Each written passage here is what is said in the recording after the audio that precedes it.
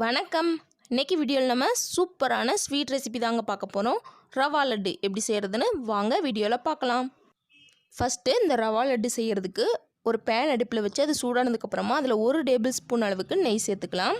அந்த நெய் நல்லா உருகி வந்ததுக்கப்புறமா அது கூட 10லேருந்து 15 முந்திரி பருப்பு சேர்த்துக்கலாங்க. முந்திரி பருப்பு சேர்த்துட்டு இதை லைட்டாக மிக்ஸ் பண்ணி விட்டுக்கலாம். முந்திரி பருப்பு சேர்த்து இந்த அளவு லைட்டாக மிக்ஸ் பண்ணி விட்டதுக்கப்புறமா இப்போ இது கூட ஒரு 10லேருந்து 15 உலர் திராட்சையை சேர்த்துக்கலாங்க. உலர் திராட்சை சேர்த்து அந்த உலர் திராட்சை நல்லா பலூன் மாதிரி உப்பி வந்துடணுங்க. இந்த அளவு முந்திரி பருப்பு உலர் திராட்சையும் நல்லா ஃப்ரை ஆனதுக்கப்புறமா இதை நம்ம வெளியே எடுத்துடலாங்க. வெளியே எடுத்துட்டு இதே நெய்லேயே இப்போ நம்ம 1 கப் அளவுக்கு ரவை சேர்த்துக்கலாங்க. நான் வறுத்த ரவை தான் எடுத்திருக்கேன். ரவையை சேர்த்துட்டு இந்த ரவை நல்லா வாசனை வர்ற வரைக்கும் வறுத்து எடுத்துக்கலாம். நல்லா லைட்டாக கலர் சேஞ்ச் ஆகி வரணுங்க. அது வரைக்கும் இதை நல்லா ஃப்ரை பண்ணிக்கலாம்.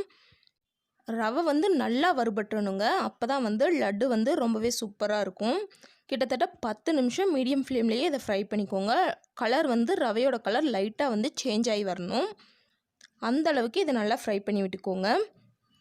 இப்போ இது கூட நம்ம 1 கப் அளவுக்கு சர்க்கரை சேர்த்துக்க போகிறோங்க. இதில் 1 டேபிள் ஸ்பூன் சர்க்கரையை எடுத்துடலாம்.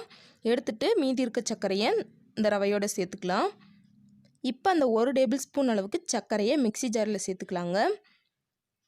இப்போ இது கூட ஒரு 4லேருந்து 5 ஏலக்காயை இது கூட சேர்த்துக்கலாம். சேர்த்துட்டு இதை நல்லா பவுட்ரு பண்ணி எடுத்து வச்சுக்கலாம்.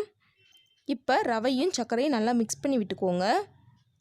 இந்த சர்க்கரை நல்லா மெல்ட் ஆகணும். அது வரைக்கும் இதை நல்லா மிக்ஸ் பண்ணிகிட்டே இருங்க. ஒரு 5 நிமிஷம் லோ ஃப்ளேம்லேயே இதை நல்லா மிக்ஸ் பண்ணிகிட்டே இருங்க. சர்க்கரை நல்லா மெல்ட் ஆகணும். இல்லாட்டி சர்க்கரை முழுசாக அப்படியே வாயில் தட்டுப்பட்டுக்கிட்டே இருக்குங்க. அதனால் நல்லா மெல்ட் ஆகிற வரைக்கும் இதை மிக்ஸ் பண்ணி விட்டுக்கோங்க.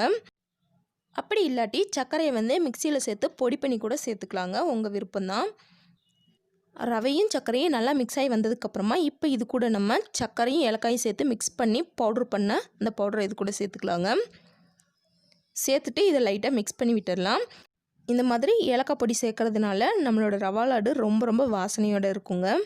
இப்போ இது கூட நம்ம ஏற்கனவே ஃப்ரை பண்ணி எடுத்த உலர் திராட்சை முந்திரி பருப்பை இதோட சேர்த்துக்கலாம். சேர்த்துட்டு இதையும் நல்லா மிக்ஸ் பண்ணி விட்டுடலாங்க. இப்போது கடைசியாக இது கூட ஒரு 1/4 கப் அளவுக்கு பால் எடுத்து வச்சுருக்கேன். இந்த பாலை கொஞ்சம் கொஞ்சமாக சேர்த்து மிக்ஸ் பண்ணிக்கலாம். அடுப்பை லோ ஃப்ளேமில் வச்சுக்கோங்க. பால் பார்த்திங்கன்னா நல்லா காய்ச்சி ஆற வச்சு சேர்த்துக்கோங்க. கொஞ்சம் கொஞ்சமாக சேர்த்து மிக்ஸ் பண்ணிகிட்டே இருங்க. கரெக்டான பக்குவம் வந்ததுக்கப்புறமா பால் சேர்க்குறத நிறுத்திடலாம். எனக்கு 1/4 கப் அளவுக்கு பால் கரெக்டாக இருந்துச்சுங்க. பால் அதிகமாக சேர்த்திங்கன்னா ரவை வெந்துடும். ரவா லட்டு டேஸ்ட் கிடைக்காதுங்க. அதனால் கொஞ்சமாக மட்டும் பால் சேர்த்தா போதும். பால் குறைவாக சேர்த்துட்டாலும் லட்டு பிடிக்க வராது. அதிகமாக சேர்த்துட்டாலும் லட்டு பிடிக்க வராதுங்க. அதனால் கரெக்டான அளவில் பால் சேர்த்துக்கோங்க. பால் சேர்த்து ரொம்ப நேரம் குக் பண்ணக்கூடாதுங்க. அதனால் பால் சேர்த்து இந்த மாதிரி எல்லாம் ஒன்று சேர்ந்து வந்ததுக்கப்புறமா இந்த ஸ்டேஜில் நம்ம அடுப்பை ஆஃப் பண்ணிக்கலாங்க. அடுப்பை ஆஃப் பண்ணிவிட்டு இதை ஒரு 2 நிமிஷம் நல்லா ஆற விட்டுருங்க. கை பொறுக்கிற சூடு வந்ததுக்கப்புறமா இப்போ இதை நம்ம லட்டாக உருட்டிடலாங்க. கையில் கொஞ்சமாக நெய் தடவிட்டு ஒரு சின்ன சைஸ் உருண்டையாக எடுத்து இந்த மாதிரி லட்டாக பிடிக்க ஆரம்பிச்சிடலாங்க. ரொம்ப அழுத்தம் கொடுத்தலாம் பிடிக்க தேவையில்லைங்க. லைட்டாக இந்த மாதிரி உருட்டினாலே போதும். நம்மளோட லட்டோட ஷேப் கரெக்டாக வந்துடும். பாருங்கள், கை பொறுக்கிற சூடு இருக்கும்போதே பிடிச்சாதான் நல்லா சாஃப்டான லட்டு கிடைக்குங்க. அப்படி இல்லாட்டி ரொம்ப இறுகிரும். அப்புறம் லட்டு பிடிக்க வராது. இதே மாதிரியே இருக்கிற எல்லா மாவையும் நம்ம லட்டாக பிடிச்சு எடுத்துக்கலாம். எவ்வளோ பர்ஃபெக்டாக நம்மளோட ரவா லட்டு ரெடி ஆயிடுச்சுன்னு பாருங்கள். அவ்வளோதாங்க. ரொம்ப சிம்பிளாக ரொம்ப டேஸ்டியாக ரவா லட்டு ரெடி ஆயிடுச்சு. இதே மாதிரியான ஒரு பர்ஃபெக்டான ரவா லட்டை உங்கள் வீட்லேயும் ட்ரை பண்ணி பார்த்துட்டு எப்படி வந்துச்சுன்னு மறக்காமல் கீழே கமெண்ட்டில் சொல்லுங்கள். இந்த வீடியோ உங்களுக்கு பிடிச்சிருந்தால் லைக் பண்ணுங்கள், ஷேர் பண்ணுங்கள். மறக்காமல் நம்ம சேனலை சப்ஸ்கிரைப் பண்ணிக்கோங்க. தேங்க்ஸ் ஃபார் வாட்சிங்.